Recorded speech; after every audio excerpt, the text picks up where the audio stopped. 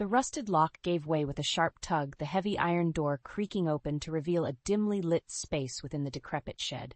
As my eyes adjusted, a faint whimper reached my ears, the unmistakable sound of a child's muffled cries. "Hello?" I called out, my voice trembling. "Is someone there?" Silence. Steeling my nerves, I stepped inside, the musty air assaulting my senses. Rays of sunlight streamed through cracks in the walls, illuminating a small, huddled figure in the corner. I gasped, covering my mouth to stifle the cry that threatened to escape. It was a young girl, her frail body curled into a tight ball, stringy blonde hair obscuring her face. At the sound of my footsteps, she froze, her cries turning to ragged breaths. "It's okay. I won't hurt you," I said, my words gentle yet firm. "My name is Evelyn. I'm here to help." Slowly, she lifted her head, and our eyes met. Piercing blue orbs, haunted yet defiant, stared back at me, the gaze of one far older than her years. A surge of recognition washed over me, coupled with disbelief and horror. "Eliza?" I whispered, the name I never thought I'd utter again. "Eliza Carson?" Her brow furrowed, confusion flickering across her delicate features. Of course, she wouldn't recognize me. We'd never met.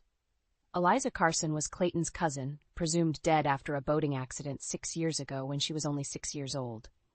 Her body was never recovered, but the entire community mourned her loss. "How do you know my name?" Her small voice quivered, laced with equal parts fear and desperation. "Eliza, it's me, Evelyn. I'm married to your cousin Clayton." I inched closer, my hands raised in a placating gesture. "You're safe now, I promise. I'll get you out of here." Her eyes widened, realization dawning. "You have to go," she pleaded, shrinking back. "If he finds out, you know—" The shed's entrance slammed open, the force sending a tremor through the floorboards. I whirled around to find Clayton, his expression a mix of shock and trepidation. "Evelyn?" His gaze flickered between us, confusion rapidly giving way to panic. "What are you doing here? Get away from her!" I stood my ground, shielding Eliza with my body. "Clayton, what is going on? Why is your cousin, who everyone thought was dead, locked up in this shed?" His Adam's apple bobbed as he swallowed hard. "You don't understand. It's not what it looks like." "Then explain it to me," I demanded, my voice rising. "Because right now it looks like your family has been lying and keeping a little girl prisoner for God knows how long." Eliza flinched at my outburst, and I softened my tone. "Please, Clayton, she's just a child. Whatever this is about, we need to get her out of here and to safety." Clayton's shoulders slumped, defeated. He opened his mouth to speak, but the words died on his lips as a booming voice echoed from outside. "What in the blazes is going on here?" My blood turned to ice as Terrence Carson, Clayton's uncle and the family patriarch, appeared in the doorway, his imposing figure casting a long shadow over us all. Terrence's eyes narrowed as they settled on Eliza's frail form cowering behind me. A cruel sneer twisted his weathered features. Well, seems the little brat has been discovered." He spat the words like venom. "Didn't think you'd last this long, girl." I tensed, shielding Eliza further from his menacing glare. "What is the meaning of this, Terrence? Why have you been keeping a child locked up like some animal?" He scoffed, unfazed by my accusation. "That's none of your concern, Missy. You've stuck your nose where it don't belong." "Like hell it's not my concern," I shot back, fury rising within me. "This is my family, too, and I have a right to know what kind of depravity you've been up to." Terrence advanced, his bulky frame towering over me. "You watch your tone, girl. This is my land, my family. What I do here is my business." Clayton stepped between us, his arms extended. "Uncle Terrence, please. There's no need for this. Let's just take a breath and—" "And what, boy?" Terrence snarled, rounding on his nephew. "You gonna take her side over your own blood, after everything I've done for this family?" Clayton faltered, his eyes flitting between us, torn. Seizing the opportunity, I pressed on. "Clayton, look at me. You know this is wrong. Whatever your uncle's reasons, keeping a child prisoner is unforgivable. We have to get Eliza out of here and to the authorities." Terrence barked a harsh laugh.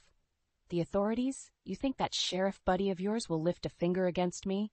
I own half this goddamn town, girl. No one's gonna believe the ramblings of some outsider over the word of a Carson." His words chilled me to the bone, but I refused to back down. "We'll see about that.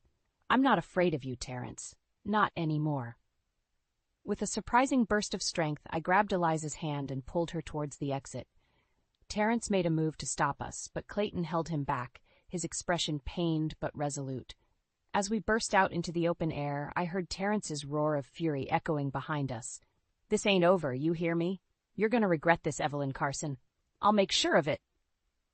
We ran, putting as much distance between us and that wretched place as possible.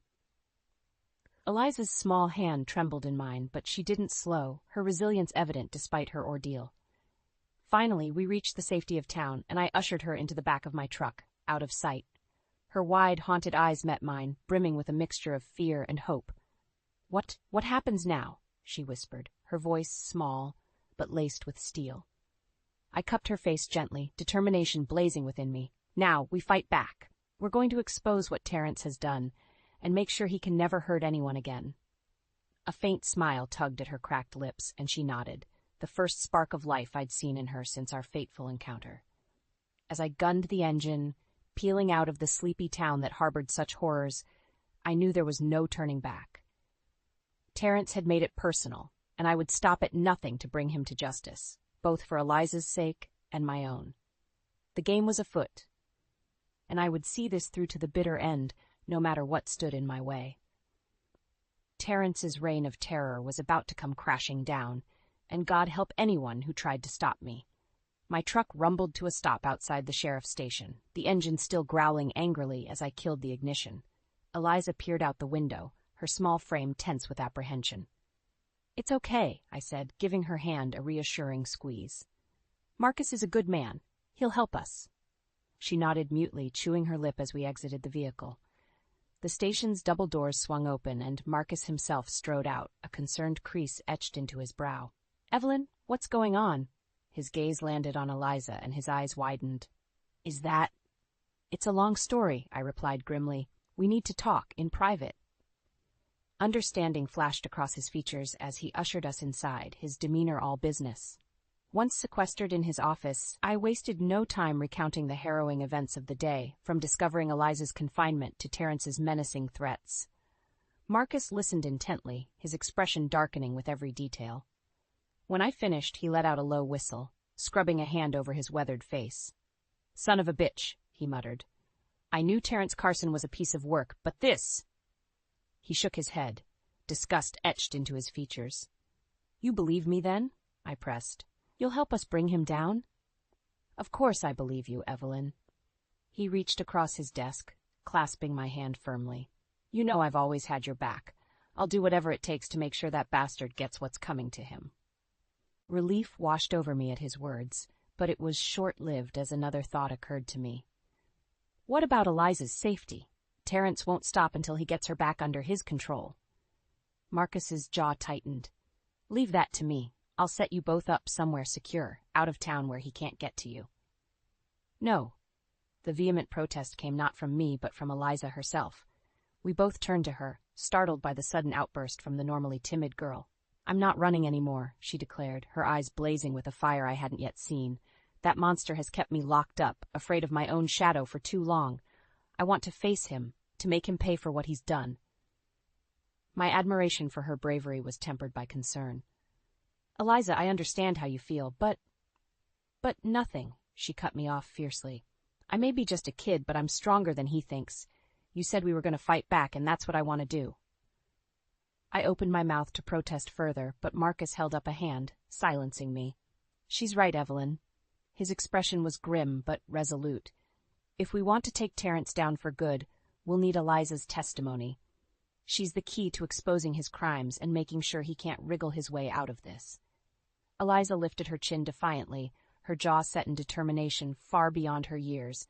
In that moment, I saw not a frightened child, but a young woman forged in the fires of unimaginable hardship, a kindred spirit with an inner strength to match my own. With a slow nod of acceptance, I turned back to Marcus.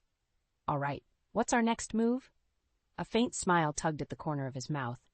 "First, we need to gather more evidence against Terrence, something concrete to back up Eliza's story. And for that—" He paused, his gaze flickering towards the door. "We'll need to bring in some extra firepower." As if on cue, there was a sharp rap at the office door. Marcus's smile widened as he called out, "Come on in, Nina. We've got work to do." Nina Carson swept into the room like a whirlwind, her sharp features pinched with an expression somewhere between apprehension and distaste. Her piercing gaze settled on me, then Eliza, before flicking back to Marcus. "You weren't kidding," she muttered. "The kid's alive." I bristled at her dismissive tone, but Marcus held up a placating hand. "Nina, you know why I called you here. We need your help taking down your father once and for all." A flicker of emotion passed over her face, a mixture of anger and hurt so fleeting I almost missed it. With a curt nod, she seemed to steel herself, smoothing her features into an impassive mask. "Fine. What do you need from me?" As Marcus laid out the situation, Nina listened stonily, her jaw clenched tight. When he finished, she let out a harsh bark of laughter, shaking her head in disbelief. "Typical Dad," she spat. "Lying, manipulating, doing whatever it takes to maintain his twisted idea of control." Her gaze landed on Eliza, softening ever so slightly. "I'm sorry, kid. You didn't deserve to get caught up in his sick games." Eliza met her stare evenly, her small frame radiating a strength that belied her years. "It's not your fault," she replied, her voice steady. "You're not the one who kept me locked up like an animal for 6 years." An uncomfortable silence hung in the air, thick with unspoken tensions and histories I could only guess at. Finally, Nina broke it with a weary sigh. "You're right. This is on him, not me. Not anymore." Her jaw set in grim determination. "I'll help however I can to take the bastard down. No more lies, no more protecting him. It's time he paid for his crimes." "That's what I like to hear." Marcus clapped his hands together, all business once more. "First things first, we need to gather evidence, anything that can corroborate Eliza's story and prove Terrence was behind her disappearance." "I might be able to help with that," Nina offered, her voice taking on a harder edge. "Dad may be good at covering his tracks, but he's also arrogant as hell. Chances are he's left a trail, however faint, if we know where to look." A thin smile tugged at the corner of my mouth. "Then it's a good thing we've got an insider on our side." Nina's lips curved into a matching expression, tinged with a bitterness that spoke volumes. "Believe me, I know all about the Carson family's dirty little secrets. Let's just say dear old Dad wasn't exactly Father of the Year material." As she delved into the sordid details, my anger towards Terrence Carson only intensified, both for Eliza's horrific mistreatment and the web of manipulation he'd spun around his own flesh and blood. This man's villainy knew no bounds, tainting everything and everyone he touched like a malignant blight. But not for much longer. With Marcus's tenacity, Eliza's bravery, and Nina's inside knowledge, we would unravel Terrence's schemes thread by thread until he had nowhere left to hide. Come hell or high water, he would face justice, both for his sake and mine. When Nina finished her grim recounting, I turned to Marcus, my expression hardening with resolve. "Where do we start?" The sheriff leaned back in his chair, a feral glint in his eye. "At the beginning, we're going to dig into every inch of Terrence's life, turn over every rock until we find the proof to bury that son of a bitch for good." He paused, letting the weight of his words sink in before continuing grimly. "Whatever it takes." The Carson family estate loomed ahead, its wrought iron gates an imposing barrier guarding the secrets that lurked within. Nina gripped the steering wheel tightly as we approached, her knuckles white with tension. "You sure about this, Evelyn?" she asked, her voice tight. "There's no going back after we cross that line." I eyed the foreboding manor, feeling its dark presence like a weight pressing down on me. "I'm sure. It's time we got some answers, straight from the devil's mouth." Nina gave a grim nod before punching in the code, the gates grinding open with a piercing shriek of metal on metal. We pulled through, the tires crunching over the gravel drive as we neared the main house. Lorraine Carson was waiting on the porch, her arms crossed defensively over her chest. As we climbed out of the car, her pinched expression softened briefly at the sight of her daughter. "Nina, what are you doing here?" Her gaze landed on me, eyes narrowing to slits. "And you brought her? After everything that's happened?" "That's exactly why we're here, Mother," Nina replied coolly. "We know what Dad's been up to, about Eliza. It's over." Lorraine flinched as if struck, panic flitting across her features before being hastily masked by a stony facade. "I don't know what you're talking about." "Can it, Mom?" Nina snapped, her patience clearly waning. "The lying, the cover-ups, it all stops now. We're going to take that sick bastard down, and you're either with us or against us." A tense silence stretched between them, heavy with unspoken history and roiling emotions. Finally, Lorraine's shoulders sagged in defeat. "You always did have a way of cutting through the bullshit, Nina," she sighed, suddenly looking every one of her 53 years. "I suppose I can't keep denying it any longer." Gesturing for us to follow, she led the way inside, her measured steps echoing hollowly through the cavernous foyer. My gaze swept over the opulent trappings, gilded mirrors, priceless antiques, and not a single personal touch to be seen. Like a museum frozen in time, devoid of warmth or life. How fitting for the Carson family. Lorraine ushered us into a dimly lit study, the heavy drapes drawn against the dying sun outside. A glass of amber liquid sat untouched on the mahogany desk, a telltale sign of its occupant's recent presence. At our entrance, Terrence rose from the worn leather armchair, his expression thunderous. "What is the meaning of this intrusion?" he growled, his eyes flicking between Nina and me with undisguised contempt. "I don't recall inviting you piranhas into my home." "Can it, Terrence?" Lorraine said, her voice low but laced with a surprising venom. "We're done with your lies, your deceptions. It's time we settled this, once and for all." For a fraction of a second, a flicker of unease passed over Terrence's craggy features. There and gone so quickly, I wondered if I'd imagined it. Just as swiftly, the mask of arrogance slammed back into place, his lips curling into a contemptuous sneer. "So the family betrayers have come to rally against me, have they?" He shook his head with a mocking chuckle. "You're welcome to try, but you'll find I'm not so easily cowed." "We'll see about that," I bit out, barely containing my fury. "We know what you did to Eliza, you twisted son of a bitch. Keeping a child locked up like an animal for your own sick gratification? That's a new low, even for you." His gaze locked with mine, cold and unflinching. "You have no idea what you're talking about, girl. Everything I've done, everything, has been for the preservation and protection of this family's legacy." Terrence's words hung in the air like a noxious cloud, his twisted justification chilling me to the core. Before I could formulate a response, Nina stepped forward, her eyes blazing with barely contained rage. "That's enough of your rationalizations, you sick fuck," she spat. "We're done playing by your rules. Eliza is safe, the jig is up, and you're going to pay for what you've done." A muscle twitched in Terrence's jaw, the first crack in his impassive facade.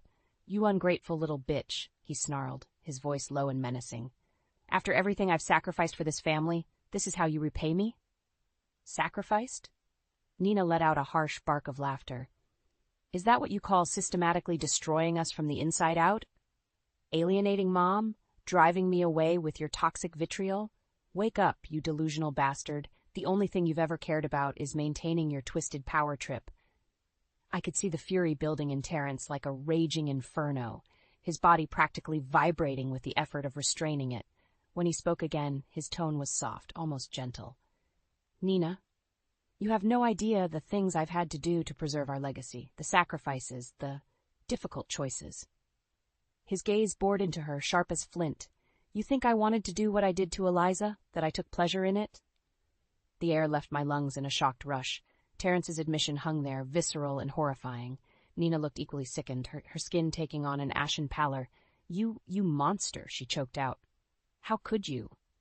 "How could I?" Terrence roared, the floodgates finally bursting open. "That sniveling brat was a liability, a blight on our family's good name. She had to be dealt with, made to disappear for the greater good." My hands curled into white-knuckled fists at my sides as a wave of revulsion crashed over me. This man's depravity knew no bounds, not even when it came to his own flesh and blood. "So you admit it," I bit out through gritted teeth. "You're the one who made Eliza disappear, then kept her locked up like a prisoner all these years." A cruel smile twisted Terrence's lips. "Give the girl a prize. Yes, I orchestrated the whole thing. The boating accident, the fake investigation, all of it. And you want to know the real kicker?" He leaned forward, his eyes glittering with perverse glee. "Her own sniveling parents were in on it from the start." A startled gasp from Lorraine was the only sound in the deafening silence that followed. Nina looked utterly shell-shocked, her mouth working soundlessly as she struggled to process her father's horrific revelation. It was Marcus who finally broke the stillness, his voice hard as tempered steel. "That's more than enough confession." With a deft movement, he had his sidearm leveled squarely at Terrence's chest, his expression utterly devoid of mercy. "Terrence Carson, you're under arrest for the kidnapping, unlawful imprisonment, and endangerment of a minor. You have the right to remain silent." As Marcus recited the Miranda rights, cuffing the now ranting Terrence with practiced efficiency, I caught Nina's eye across the room. The anguish and betrayal etched on her features said it all, the last thread of family loyalty severed for good. No matter what came next, there would be no coming back from this day. Terrence's web of lies and manipulation had finally been laid bare, the depth of his evil exposed for all to see. My path was clear now, forged in the fires of this hard-won truth. By whatever means necessary, I would ensure Terrence faced the full weight of justice for his unspeakable crimes. If it was the last thing I did, he would pay. The courthouse was a madhouse, swarming with reporters and gawkers, desperate for a glimpse of the sordid drama about to unfold. I pushed my way through the throngs, Eliza's small hand clutched tightly in mine as we forged a path towards the imposing oak doors. "Just keep your head down," I murmured, shielding her from the flashing cameras and shouted questions. "It'll be over soon." She gave a tiny nod, her jaw set in a determined line far beyond her years. Despite her diminutive stature, she carried herself with a quiet strength that never failed to fill me with awe and a fierce protectiveness. No matter what, I would ensure Terrence Carson paid for what he'd done to this remarkable girl. The courtroom itself was mercifully hushed, the air thick with tension as we filed in alongside the prosecution.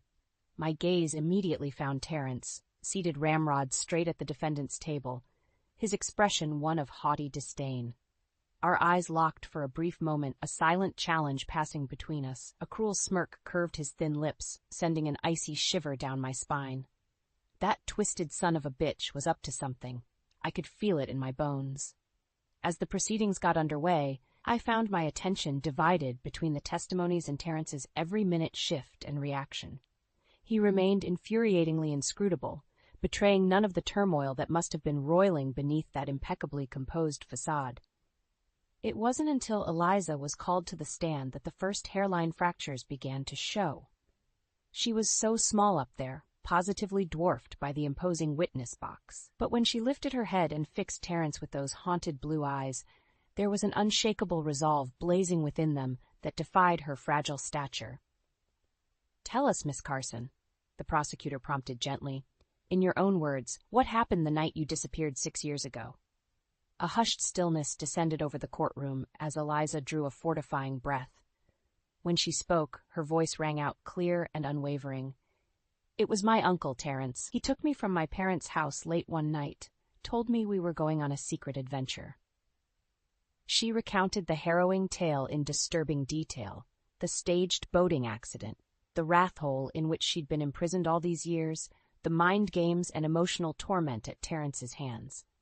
With every new revelation, I could see the cracks in Terrence's composure deepening, his knuckles whitening around the arms of his chair. And he said I had to stay hidden, that no one could know I was alive, not even my own parents. Eliza's voice began to waver, but she pressed on with heart-rending bravery. He said it was for the good of the family. By the time she finished, there wasn't a dry eye in the courtroom. Even the most hardened observers seemed shaken by the graphic injustice laid bare before them, all except Terrence. As Eliza was finally excused, his booming voice rang out, shattering the somber silence like a thunderclap. "You little lying bitch!" Before anyone could react, he'd surged to his feet, teeth bared in an animalistic snarl as he lunged towards the witness stand and Eliza. A collective gasp went up from the gallery, but I was already in motion, hurling myself bodily between the raging monster and his target. His hands found my throat, cutting off my airway with bruising force as we crashed backwards. Black spots danced across my vision, but I clawed desperately at his vice-like grip, a primal surge of adrenaline propelling me. Not this time, you bastard. Not her. Not my family. Distantly, I was aware of pandemonium erupting around us, shouting, scuffling, the distant wail of sirens. But all that existed in that moment was the furious pounding of my heart, the burning need for air, and Terrence's pitiless face looming over me, twisted in a sadistic leer of triumph. Then, as suddenly as it had begun, the pressure was gone. I sucked in a ragged gasp, blinking against the dark blot still obscuring my sight. When my vision finally cleared, I saw Terrence being swarmed by a sea of bodies, dragging his thrashing form away as he spewed vile curses and threats. Marcus was there, features set in a mask of cold fury as he slapped the cuffs back on the raving man's wrists. And in the eye of the storm's aftermath stood Eliza, gazing at me with those wise, haunted eyes, the eyes of one who had witnessed the true depths of human cruelty, yet emerged from the abyss unbowed. As our eyes met, a silent understanding passed between us. No matter what it took, we had won this day. Terrence Carson's reign of terror was over. The rain fell in a soft drizzle, misting the air with a gentle haze as I made my way down the familiar dirt path. Overhead, the iron-gray clouds parted enough to allow a few feeble rays of sunlight to pierce through, bathing the Carson family cemetery in a somber glow. I'd been here too many times over the past year, first for Clayton's mother Lorraine's funeral after her untimely passing, then for the hearings and sentencing that finally saw Terrence put behind bars for the rest of his natural life. Each visit had been more somber than the last, the weight of this place's history like a shroud draped over my shoulders. But not today. Today, I carried a renewed sense of purpose, a lift in my step that had been sorely missing for far too long. As I neared the secluded corner where the newest addition lay, a small figure came into view, sitting cross-legged before the simple granite headstone. "There you are," I called out softly, unable to keep the faint smile from tugging at my lips. "I was wondering where you'd gotten off to." Eliza turned, her face breaking into a warm smile that still managed to take my breath away after all this time. In the 2 years since her harrowing rescue and Terrence's downfall, she'd blossomed from a haunted waif into a vibrant, healthy young woman. Her eyes shining with a light I'd once feared was extinguished forever. "Sorry, I just needed a moment," she replied, her gaze drifting back to the gravestone with a wistful expression. "It still doesn't feel real sometimes, you know? After everything." I settled onto the damp grass beside her, draping an arm around her shoulders. She immediately leaned into my embrace with a contented sigh. "I know it's been an incredible adjustment after what that monster put you through," I murmured, pressing a gentle kiss to the crown of her head. "But you've handled it with more strength and grace than anyone could have hoped for, sweetheart.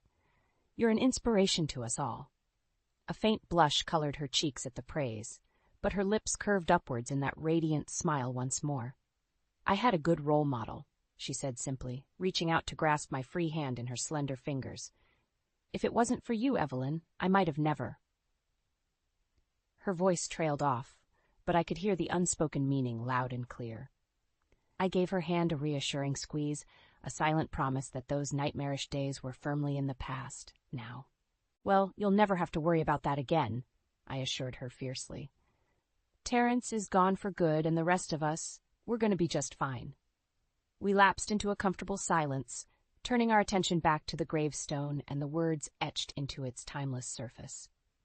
"In memory of Eliza Carson, beloved daughter, cousin, and friend, may you forever rest in peace." So much pain, so much heartache had stemmed from those 5 simple words, a tragic lie perpetrated by a deeply disturbed man blinded by his own greed and depravity. But in the end, it was a truth that had set Eliza free from her suffering, giving her a new lease on the life that had nearly been stolen away. A gentle breeze rustled the trees overhead, carrying the first hints of spring, of new beginnings and fresh starts. I watched contentedly as the wind tousled Eliza's golden tresses, her face tilted towards the pale sunlight filtering through the clouds like a flower unfurling its petals. There was still healing to be done, scars that may never fully fade. But in that moment, bathed in nature's delicate renewal, I felt a profound sense of peace and hope, our future. The nightmare was finally over. It was time to awaken to the world anew. As Eliza and I rose, hand in hand, to make our way back home, I silently vowed that from this day forward, we would embrace each moment with open hearts and minds. No longer shackled by the shadows of Terrence's malice, we would bask in the warm glow of hard-won justice and dare to dream of what lay ahead.